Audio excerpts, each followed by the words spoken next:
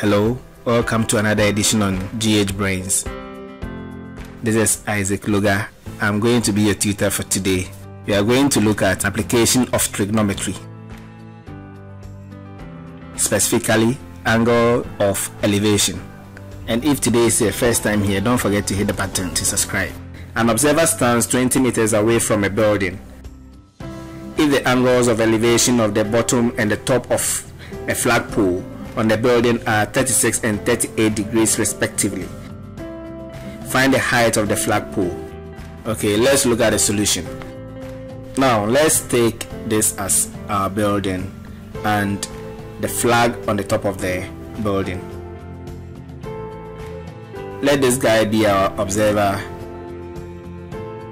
So this is his horizontal eye level, and the distance between the observer and the flagpole is 20 meters.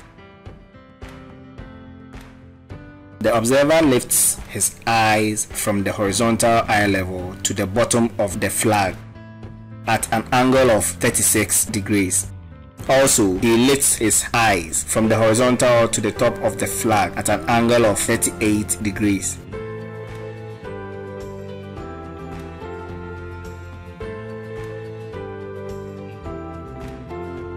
Now, let's pay attention to the geometry described here. So let's split the two triangles, triangle OAB and triangle OAC.